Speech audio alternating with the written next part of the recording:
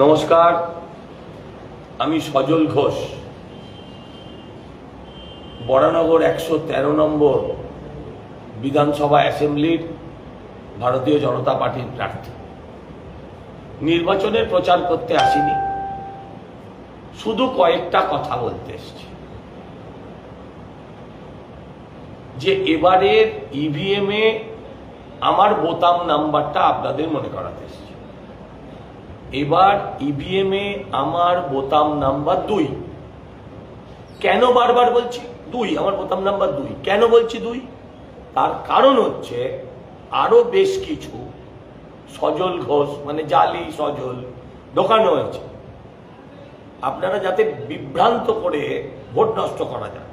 আমি জানি বরানগরের মানুষ শিক্ষিত, রাজনৈতিক সচেতন, তারা বিভ্রান্ত হবেন না, কিন্তু বয়স্ক মানুষ, অল্প শিক্ষিত মানুষ, তাদেরকে যদি 2-5টা ভোট বিভ্রান্ত করা যায়, বিরোধীরা ভাবছে সেটাই তাদের লাভ।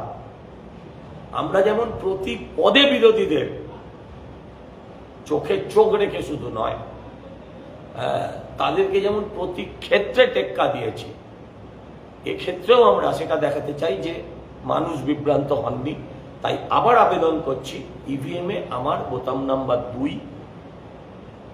দ্বিতীয়ত বলছি, অনুরোধ করছি হাত জোর করে, যে আপনারা সমস্ত কাজ ছাড়ুন, যত সকালে সম্ভব ভোট দিন, নিশ্চিন্তে থাকুন, ভোট হবে অবাধ, নিরপেক্ষ, শান্তিপূর্ণ এবং নির্ভয়।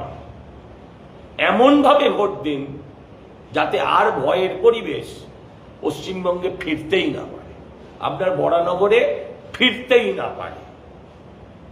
আর একটা বিষয় আমি একটু ক্ষমা চেয়ে নিচ্ছি আপনাদের প্রত্যেকের কাছে হাত জোর করে, সেটা হচ্ছে আমি হয়তো সময় কম ছিল এবছর, হয়তো না, আমি সব বুথ, সব গলি পৌঁছতে পারি।